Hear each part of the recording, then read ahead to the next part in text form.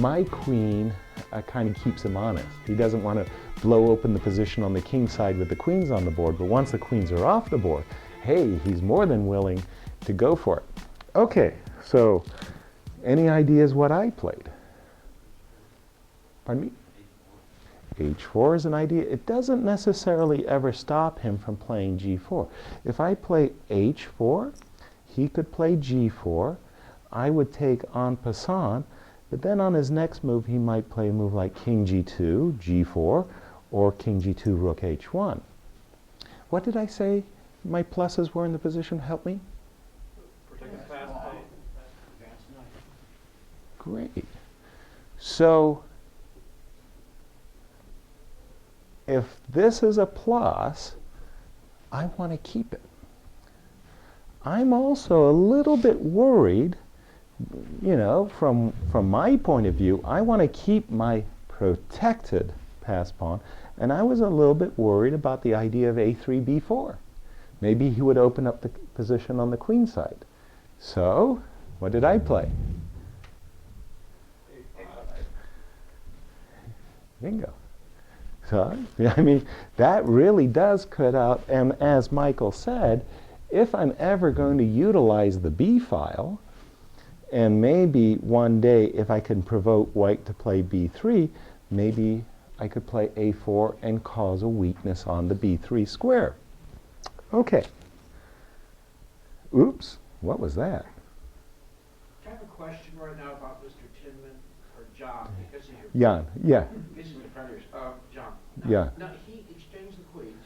Yes. To save himself for his potential assault. On the king side. By neutralizing the queens and getting into this kind of game of tussling around, doesn't he risk the possibility of getting into toward an endgame where you have got that passed pawn and he may not have insufficient material? We may end up in a situation where we may have like only a couple of major pieces, no queens, and suddenly you'll have a passed pawn. Yeah. Did he worry about that? True, he did, but at this moment in time, you know, that's maybe a future concern. At this moment in time, what he was really proud of, you know, let's face it, was he's got this beautiful blockading knight on D3, which sits firmly in front of my protected pass pawn, and it kind of radiates strength. It not only does it attack the pawn on C5, but it protects the structure here, so that should a G3, H3, G4, and the knight here, there'll be an F4, F5 business. Now, somehow, I think when we copy things over, I mean, this is like annoying as can be. Okay, just a second. I believe it didn't. How's that possible? It didn't copy over nicely. Okay, so he played. I can't understand how it didn't copy over. He did not play, of course, B4. My opponent played G2, G3. And although I kind of gave the house away a little bit with my previous comments, I still would like to hear the explanation voiced once more. Why did white play G3? This isn't rocket science. There's no wrong answers here. Work up to pushing the knight away. Exactly. H3G. So it's kind of this gradual thing. And in our mind's eye, if we can imagine King G2, H3, G4, we can really see black getting pushed literally backwards, right? And also don't forget that this knight on E4 reaches into the D6 square, so that in truth, this knight will almost never be able to retreat to E7, because knight D6 would be lights out. That would be just a knockout blow. So after G3, bishop E7, bishop E7, and now, I don't know if this is the only controversy. Bless you, not at all. Not whether this is a controversial move or not, but up to this point I had been in total admiration. What Jan had been doing made total sense to me. And I have expected the move king, g2, h3, and g4 coming. We'll see how I handle that in the very near future. But Jan made a move that was a bit of a surprise. I can't say it's a bad move. I can't say it's a great move. It's just an interesting move. King f2. Now, somebody tell me why he might have chose king f2. Doubling the rook's future action. The only purpose behind that would be to double the rooks to the G file. You know, double rook position. And try to get And that. push that, yeah, to duplicate his power. Okay. So he's going to go after your knight, fork into you at the G4, but back it up with a double rook attack, going after the whole 9 yards. Okay. Okay, that's an interesting idea. Other ideas of king f2? I mean, if you want to just get psychological, your previous analysis started out with king f2, so you might have just gone you know, you were saying king f2, then g3, then h3. Right, G4, so, exactly. I mean, is it really that much of a difference between Exactly. Well, g2 and g2? well, sometimes you try to figure that out, right? Your opponent plays a move that kind of takes you halfway back a little. It was like something you expected, but there was some kind of a nuance. Well, how's this for a thought? Where potentially is white weak? Where in white's camp is there any weakness? Yes, young man. E3, well, indeed, E3, but E3 is protected, but potentially, that is correct. That's, and another, where else is there? White's knight are under. Yeah, but I'm not exactly tacting. But I mean, how about pawn weakness? I should have been more strict. Is there a pawn weakness in white's camp? Maybe the B pawn? Maybe the b pawn. So this possibility, small, we'll agree, there's a possibility that the b pawn is weak, and maybe white was ready to bring his king to e2. Anyway, that was the best I could decipher. Okay, I played king f2. Okay. Well, whether or not white's intention is to bring his king to the queen side, I don't know. But I do know this: if I were in white shoes, I would really want to play h3, rook h1, g4, and in case these pawns get traded, that open h file will be great. So I knew that h3 and g4 are on white's agenda. So what did I do? Any ideas? It's not like I have a great number of options, right? Some castles. But where would I castle? Should I castle long or short? I mean, either way, I'm walking into h3, g4, right? Castle long, the A pawn is staying. That's a real weak. That's a draw. I don't like losing my pawns, man. I mean, I'm an old pawn grubber, you know. I mean, you're like, give me your pawns, baby.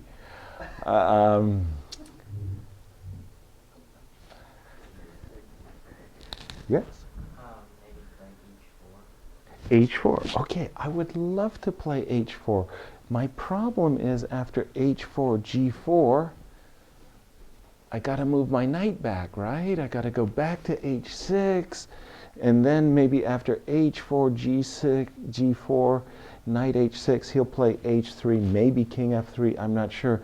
And then I got my knight kind of like squandering, you know, like, you know, he's off ranch, so to speak. So You know. should just play H take G. Pardon me? Or Okay, first of all, it's my turn. yeah. My turn. So, I mean, white's future idea is to go H3, rook H1, and G4. Still, A4 still stops the B4 pawn push. That's true. So, like, for example, after A4, H3,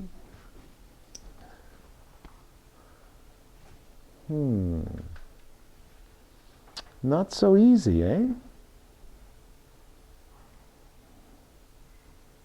So black is kind of up against a dilemma, a difficult decision. F6, and then you can bring the D7 knight over Well, the problem is that's to not help on having the- G4. having the C pawn. 1, 2, 1, yep. Yes, they can't take Although, rook defending the C pawn with the, no. Yeah, I could play rook to C8, and then F6, and that's a very But good you concept. have to play A4 first, right? Right, of course, I can't leave this guy hanging. So almost all my preparations might depend upon, has to start with A4. But if you play A4, wouldn't that invite white to play B4? Exactly, exactly. So it's tough, isn't it? I mean, it's like, you got to understand what struggles I was having, and like, how do I keep him under wraps? Because first of all, I'm afraid of G4. Secondly, if I try to get active or proactive with a move like A4, then I'm allowing him B4, and suddenly there's an entirely different front, and I may not be prepared for the action to swing to the other side. Quick question. Yes? Also, would white perhaps be looking into A3, B4 at some point here? Okay, there's a drawback with the move A3. You lose control of the square B3, right? So after A2, A3, A5, A4, then that B file, as Michael pointed out earlier, is really useful. I could play rook to B8 to B3. So, Well, I mean, there's only one move left on the board. What's that? That's G5. I mean, if you want to be aggressive about it. well, that would cost me a pawn, and I'm not too, yeah. Now I'm completely confused. Exactly.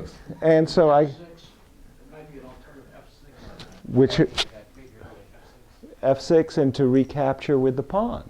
That's an idea.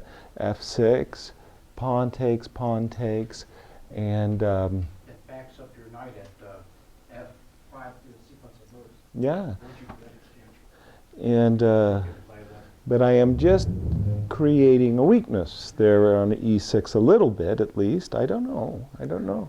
So what did I come up with? Of course, you guessed it. Oops, that's not the right. I played knight H6.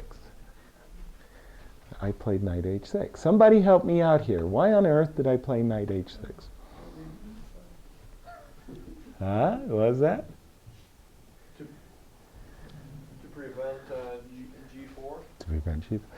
And you can even play your knight on G4 next move. Yeah. One of the things that really often happens in chess, and I don't mean I don't want to make a differentiation between amateur players and professional players, but amateur players prepare threats, right? Like they want to do this, and get you. Professional players are anticipating the threats that you're going to do, and they take measures before you even get a chance to threaten them. So obviously, White's intent is to threaten me with H3, G4. I get out of the way before you even play it. So the idea here is just as you described it. The knight jumps back from a beautiful, beautiful square, but there's a very important concept behind this move which is about to be revealed, and that is after H3, White's all ready. He's all set up to play that king F3, G4 that I've been fearing, and I played the scrappy F5. Okay? So remember you guys you're starting to come around to the idea that maybe I should play F6. Get some counterplay. Okay. My knight jumped out of the way and I played F5, and guess what? His knight's trapped. Like, no. He doesn't want to play knight to G5 because I will take it, and I'll come back, and I'll be attacking this knight on this pawn on E5. In the game, Jan Timon captured my pawn on f6, and I recaptured like this. Why, somebody help me, why didn't white play knight d6 check? You got to take the knight, right? Bishop takes d6. E takes d6. And what would you do if you were black? Yes, sir.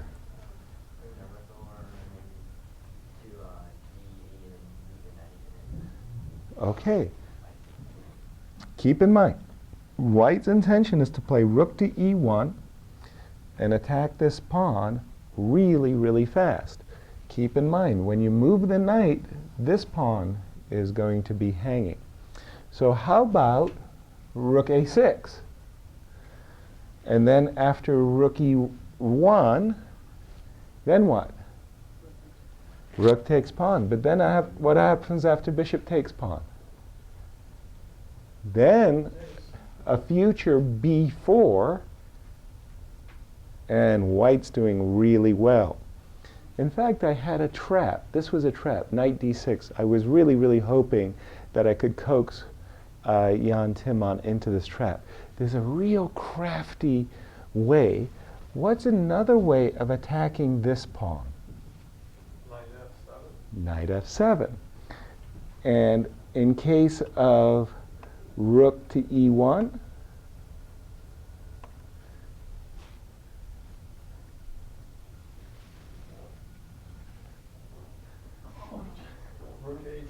isn't that gross? Wouldn't that have been just gross? I mean, this rook on h8 that hasn't played any role in the game suddenly is like most valuable player. And my very next turn is going to play knight takes d6 and knight e4, and then he has to sign my score sheet. Okay? So unfortunately, that beautifully laid trap went to waste because he captured and I captured. Okay, e takes f6. Yes, sir? I was going to add that also it's still not an open position, and you end up with knights, and he'll have a bad bishop. Exactly. And isn't that interesting? You said it as well as I possibly could have said it, that he's going to end up in the bad bishop. Back on move 5 or 6, whatever it was, when I played bishop f8, and I said, hey, my idea is to leave you with a bad bishop. It's starting to come to fruition. Okay, takes. Sorry, after takes, rook fe1, rook a e1 is what he played. And I played king f7. Oops, I didn't do that. I played king f7. Again, it's kind of like that, you know, he's threatening to threaten that one day he'll attack my pawn on e6, so I defended even before he's threatened to threaten. So king f7, and then he played a remarkable move, I believe. Yes, this is where he played his remarkable move. Now, it's funny, in the game, I was always concerned that maybe one day he was going to play king f3 and g4. But in this particular position, that simply is not a threat. Could somebody tell me why? If he could play two moves, king f3 and g4 back to back, would I be worried? Should I be worried?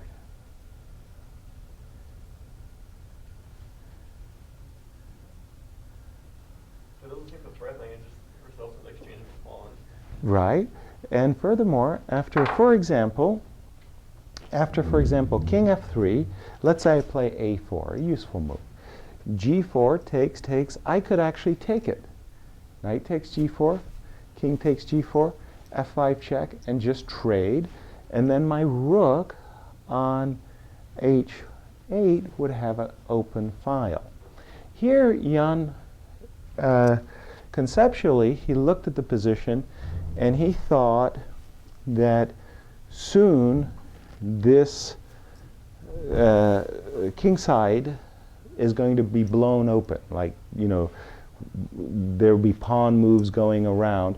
So he thought it would be best to exit stage left with his king, get his king out of the way first of all, king e2, king d1, king c2, get his king nicely situated so that when the king side did explode, his king would be out of the way and my king would be in the line of fire. Okay, king e2. I played rook on h8 to g8. In my mind's eye, I was always worried about his push g3, g4, so I wanted to concentrate my firepower as much as I could on preventing that idea. So he continues with his plan. Again, it's like we're both in different universes here, but there were parallel universes, like he's doing his thing and again I'm kind of doing my thing. So he's anticipating that his king's going to be perfectly safe over here, that my king is going to be involved in a near rapture after a move like knight g5 check, takes, with a discovered check against my king, knight f5, g4, resign. So that's how he's prepared to play. I played knight f5, sidestepping that threat. And by the way, reminding white that now with my rook on g8, there's a pawn on g3 potentially weak. Rook g1. And now he played rook g1, defending the pawn. And again, he's preparing g4. Our poll, our favorite moments, weighing the scales. What's going on? Who stands better? Ideas, thoughts. Tough, huh? This is chess. This is tough. I mean, you know. White has the advantage now. White has the advantage. Because he's better poised and he's better coordinated than you are. Precisely. Quite organized, yeah. Right, exactly. And that's, That's a fact of development, that's all. there you go. That's right. Well, there you go. And so, my move came as a surprise to Jan Timman. I played knight b6. In the immortal words of my trainer, International Master Nikolai Minev, gift me your pawn. Gift me your pawn. I want to take your pawn. Gift me your pawn. Knight to b6. So, now, do you want to allow me to play knight takes c4 and then potentially to jump onto this square e3? Certainly not. So, what would you do as white? Absolutely. b2, b3, defending the pawn, and now a4. Hey man, nobody's going to give you a free ride. You think the king is going to be ultra safe on c2? Well, my intention is to and check. Yes, Is there sir. a possibility of this kind of stable position by the kind of Fischer-esque kind of 10-move, kind of like stroke of fortune, like if you'd like plot 10 moves ahead and defeat him by catching his pants down or something? Is it possible? Well, there's, I mean, Way I'm saying you could buy one little exchange and bring the rook down into a2. well, that's a cause dream. damage. Well, the position is definitely getting sharper, right? I mean, the armies are beginning to clash, and suddenly it starts to be time to calculate. Move on move. My intention, as you said, is to capture and bring my rook down, and furthermore, to harass White's king. On the other hand, there's a pawn that's hanging. Should he capture it or not? Should he punish me for my ambitious play by capturing my pawn?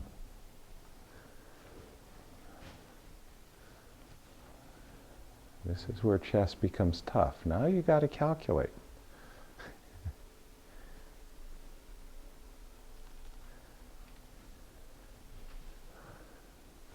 Who would like to capture the pawn? Well, I'm telling you that like 100% of the time I'm capturing the pawn, but Yeah. I'm assuming it's a mistake. If you're asking the question. I don't know. I mean, like I say, I mean, this is a journey for both of us here. I'm trying to discover what was going on in this game, and you know, like literally from the very early play, it was like I'm violating rules and he's doing things, and I didn't know what was going on. I mean, I'm very confused at this moment. Who else would like to take the pawn? Yes, sure, please. You don't or do? I would. And you? Yeah. If you don't take the pawn, what else are you going to do? I mean, my threat is to take your pawn and, you know, get an open rook. And if you don't take the pawn, I might just go back and defend it. Okay, he took the pawn. He did take the pawn. Knight d2 takes it. I took his pawn. He took my pawn. And I took on g3. Verrassing. That's Dutch for surprise.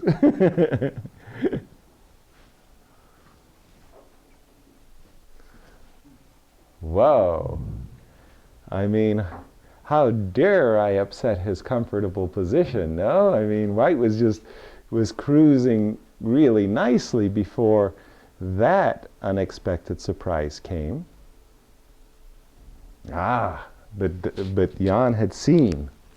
He had seen. He played rook takes, knight takes, bishop takes, and bingo bongo, f5.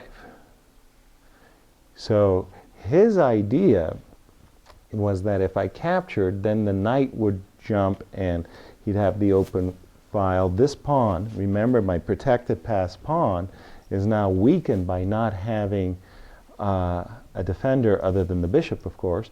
And furthermore, if I play the move e6, e5, which keeps a solid, he'll put his knight on e4, which will be super powerful, right? I mean, it'd just be like unstoppable in the middle of the board.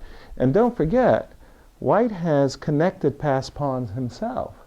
I mean, there might be a possibility of b4 and c5 coming up, and you know, all kinds of things could go wrong for me in this position, right?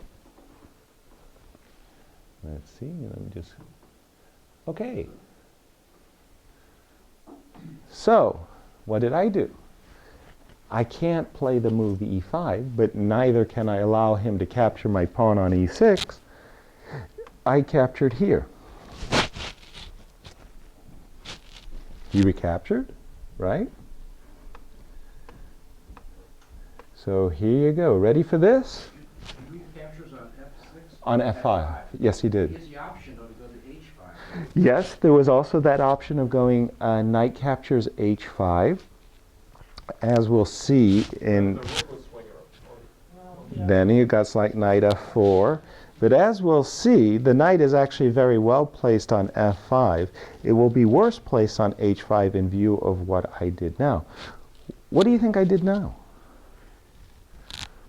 What is black going to do?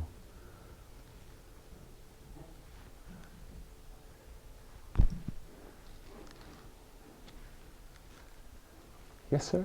Push up your D1. Yeah, baby. Yeah. Passed pawns are supposed to be pushed, right? That's why we create passed pawns. D3. And isn't it amazing? White is lost. Just like that. It's over. Really? Yeah. You pushed Yeah. d3? D3. And it's lost. You resigned? No. But he has no defense in the game. This suddenly, like, shock of all shocks. D3. In the game, maybe we'll try to improve, but I assure you,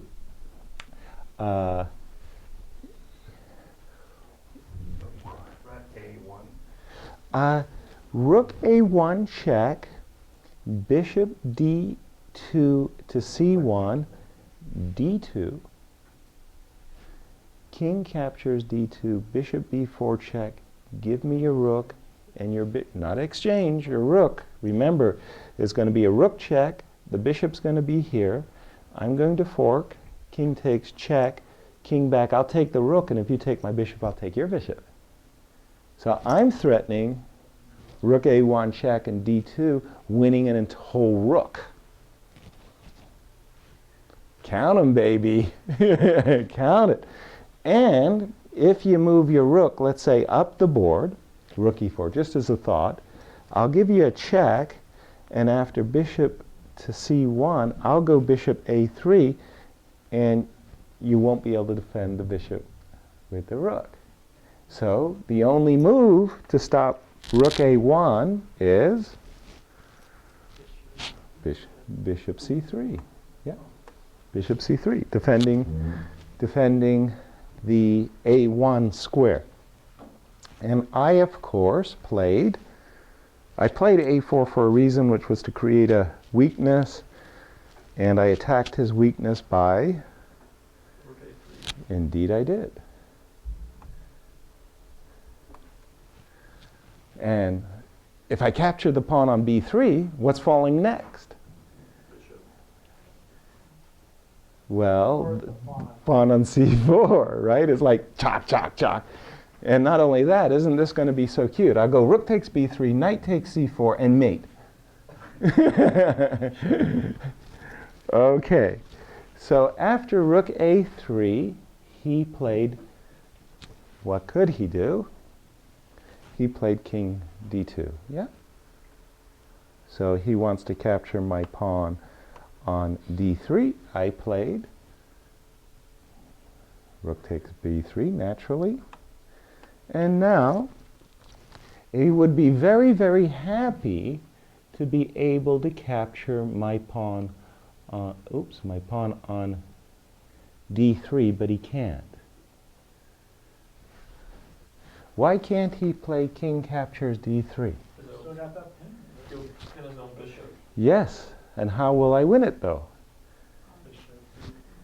So king takes D3, bishop to B4. And then Yeah. you play rook C1, and then knight A4. Knight, like this knight, that was a total bozo, is suddenly going to A4. And it wins. And also, ideas like knight takes, C4 check are in the position. So he can't play king takes D3, that loses a piece. Jan played rook A1. Okay. So he stops his knight. And Jan is inviting me to capture his pawn. Then he would capture my pawn. Knight takes C4 check, king takes D3. If I move my knight, he'll go king C2. And he'll scramble his way into a bad position. But I played a really cute move here. What did I do? Really cute.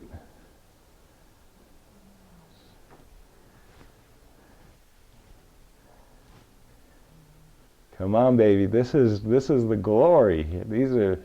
You're gonna do a check, of course. Well, knight takes C4 check, king takes D3 is not happiness. I'm letting him escape. Well, I'm looking at tactics with king E6, but is that fast enough? No. Unfortunately. If this pawn was protected, knight takes C4 check would be fantastic. That's the hint. How about rook A3? Rook A3, he will trade rooks and take my pawn. Well, but after trading rooks, you can. Okay, yeah. Yes, sir? Yeah, bingo, baby, you betcha. Bishop B4. Ooh. Ooh. So do we see the Zwischenzug? What happens in case of bishop takes B4? Do you take my bishop? Knight check first. Knight check first, king goes away, then you take the bishop, then you're 2 pawns up. Ooh. So he didn't do that. He played rook a7 check. Who'd like to play king e6? Yeah. King e6, king e6, king e6. Lose a rook. I didn't say it was easy. So, yeah. Knights can retreat. Knight d4 check. Man, just on the precipice of victory, it's stealing defeat from the jaws of victory. So king e6 is out of the question, so where did I go? G6. Correctamundo. He went knight e7 check. Where did I go?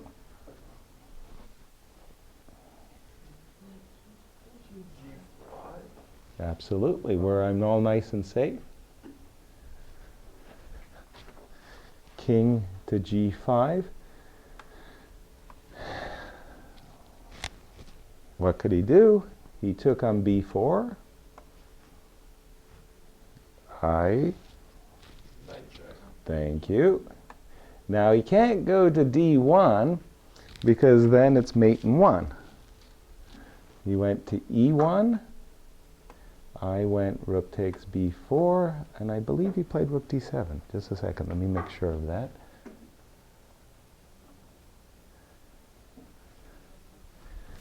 Yes, he did. Rook to d7. Yay. And what did I do? Rook b2 will force his king far enough away for you to advance the pawn. Well, rook b2, don't forget that there's rook takes d3. Don't. Well, after... B1. Thank Get you. him down. Rook b1 check. For you, the pawn and nor the knight. Rook b1 check, king f2. Now what did I do? Push the pawn. Gosh, why didn't I do that? I'm not oh, I think, Back to e2. is there a rook d5 check perhaps? That's annoying. I didn't do that. I first took along something else. What else did I do? d2 is probably winning, but I think what I did was stronger.